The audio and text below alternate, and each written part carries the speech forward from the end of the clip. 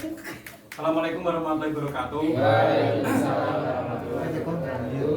Kenalkan, nama saya Novala Zulkifli Aska dari Fakultas Usuluddin, jurusan Akidah Filsafat Islam.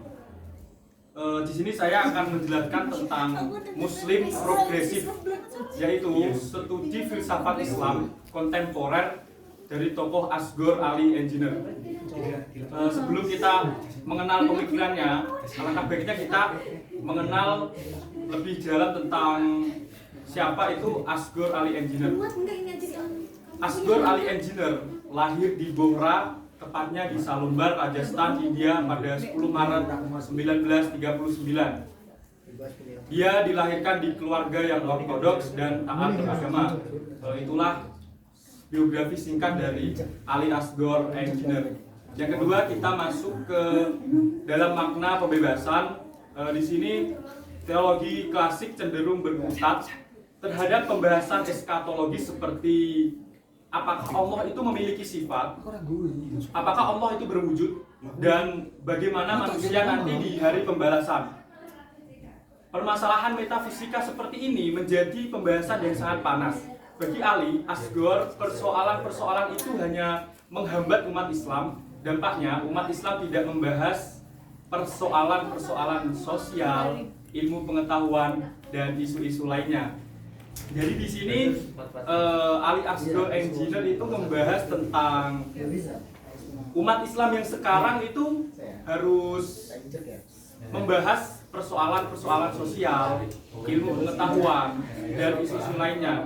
Karena umat Islam itu kita nggak hanya membahas tentang bagaimana wujud Allah dan bagaimana sifat-sifatnya dan nanti bagaimana keadaan kita di surga dan neraka.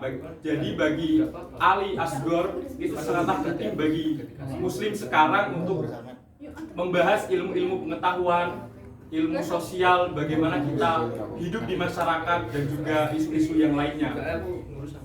Yang ketiga adalah pembebasan dalam Islam. Asghar mencoba merevitalisasi nilai-nilai pembebasan Islam untuk merumuskan teologi pembebasan. Upaya ini dilakukan Asghar dengan dua cara, yaitu pertama, melakukan analisis secara historistik atas praktik-praktik pembebasan yang dilakukan oleh Nabi. Di sini Ali Asghar mencoba menganalisis bahwa bagaimana sih sejarah atau praktik-praktik Nabi dalam melakukan sebuah pembebasan yang dilakukan oleh Nabi pada zaman dahulu. Di sini Ali Asghar mencoba menganalisis bagaimana caranya pembebasan pada masa Nabi dulu. Dan yang kedua, Ali Asghar itu menggali nilai-nilai pembebasan dari ayat-ayat Al-Quran. Beliau itu mencari dalam ayat-ayat Al-Quran yang tentang pembebasan. Di Al-Quran kan ada seperti pembebasan budak, pembebasan kesetaraan manusia, keadilan ekonomi, dan ayat-ayat pembebasan yang lainnya. Di sini Ali Asghar mencoba mencari tentang pembebasan di dalam Al-Quran. Yang pertama tadi di dalam sejarah Nabi, yang kedua di dalam Al-Quran. Nah, yang keempat, pembebasan Asghar dan Marxian. Pengikut teologi pembebasan memang kental menggunakan analisis Marxian, tetapi peranan Marxisme hanyalah alat analisis yang digunakan dalam memotret dan mendeskripsikan ketidakadilan dan praktek kekerasan. Sementara pada sisi lain, mereka menolak filsafat materialisme, ideologi ateis, dan pengertian agama sebagai candu masyarakat.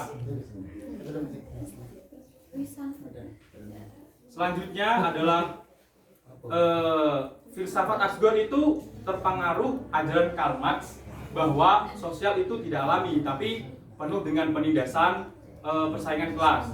Seorang Muslim harus menjadi seorang agen perubahan untuk melawan segala bentuk penindasan. Di sini Ali Asghar mengajarkan kita untuk menjadi seorang Muslim yang menjadi agen perubahan. Kita di sini dituntut untuk melawan sebuah penindasan, untuk melawan masalah kemiskinan dan masalah peka terhadap pejabat dan lainnya. Di sini kita diajarkan oleh filsafat dari Asghar untuk melakukan menjadi seorang agen perubahan untuk melawan segala bentuk penindasan. Nah, untuk selanjutnya Asgor Ali Engineer mencoba untuk membangun penafsiran yang ingin menampilkan sosok Islam yang membebaskan, yang bahkan membiarkan ikut anti dalam praktik-praktik penindasan. Dan Asgor Ali Engineer mencoba merevitalisasi nilai-nilai Islam untuk merumuskan Islam sebagai teologi pembebasan. Di sini Asgor Ali Engineer juga ikut menjadi seseorang contoh untuk membebaskan sosok Islam, bahwa kita diajarkan untuk tidak ikut dalam anti dalam praktik-praktik penindasan. Nah, di sini yang selanjutnya adalah Ali Asgor mengemukakan 3 pembebasan yang mesti dilakukan oleh umat manusia. Pertama, pembebasan dari sikap dan praktik-praktik rasisme dan sikap-sikap lain yang didasarkan pada anggapan bahwa manusia, ras, etnis, dan suku tertentu antara dengan suku lainnya itu setara atau tidak setara. Di sini Ali Asgor itu menjelaskan bahwa praktik-praktik rasis dan sikap yang lainnya itu kita harus menghormati, harus peduli dengan yang lainnya, bahwa kita dalam kehidupan sosial kita kan berbeda-beda, tapi kita tidak boleh mengejek sana, mengejek sini, walaupun kita berbeda-beda, tapi kita harus menghormati perbedaan itu dan menjadikan sebuah kesetaraan. Jadi kita semua itu walaupun berbeda-beda, tetapi tetap sama. Nah, itu pelajaran dari Ali Asgor yang kita patut tiru. Yang kedua adalah pembebasan terhadap perempuan yang saat ini posisinya masih subordinat di bawah laki-laki. Nah, ini ada secara gender karena ideologi gender yang memandang bahwa posisi laki-laki lebih tinggi dibandingkan perempuan. Nah, di sini Ali Asgor mencoba menyetarakan gender, bahwa laki-laki dan perempuan itu mempunyai hak yang sama dan mempunyai kesetaraan atau derajat yang sama, bahwa laki-laki dan perempuan itu sama saja. Kalau zaman sekarang kan laki-laki bekerja, perempuan juga ikut bekerja. Nah, itu yang dilakukan oleh Ali Asgor. Tapi kalau zaman dulu kan posisi laki-laki itu lebih tinggi dari posisi perempuan. Nah, yang ketiga, pembebasan dunia dari struktur ekonomi kapitalistik yang ekonomi eksploitatif dan semakin meneguhkan ketimpangan ekonomi dunia. Nah, itu mungkin secara singkat dari pemikiran pembebasan dari Ali Asgor Engineer. Selanjutnya adalah sesi tanya jawab. Mungkin dari teman-teman ada yang ingin menanyakan.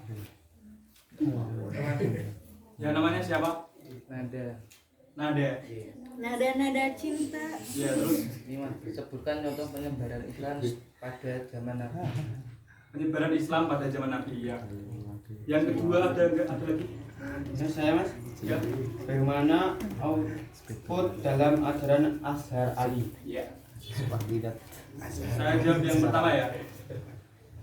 Ajaran pada zaman Nabi ya. Pada zaman Nabi itu diajarkan yang pertama itu akhlak. Karena pada zaman Nabi itu kan termasuk pada zaman akhlak dari zaman dulu itu masih belum benar, masih ada zaman kebodohan. Nah, yang utama dari Nabi itu yang pertama mengajarkan ke kita itu yang pertama adalah akhlak.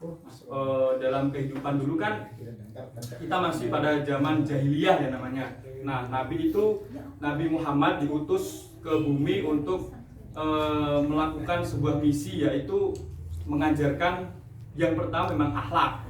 Baru yang kedua tentang agama Islam. Ya, mungkin itu jawabannya. Yang pertanyaan yang kedua tadi output. Bentar, pertanyaan 2 dulu ya. Output dalam ajaran Asgor Ali ya.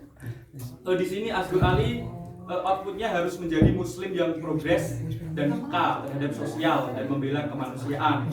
Di sini juga teman-teman bisa mempelajari dari Asgor Ali, yaitu kita disuruh peduli untuk kepada sesama manusia, kita disuruh peka terhadap sosial, karena di sini teman-teman juga termasuk dalam organisasi sosial di dalam masyarakat. Nah, kita disuruh untuk mempelajari seperti pelajaran dari Ali Asgor, yaitu kita harus peka terhadap sosial dan membela kemanusiaan. dan membela penindasan juga.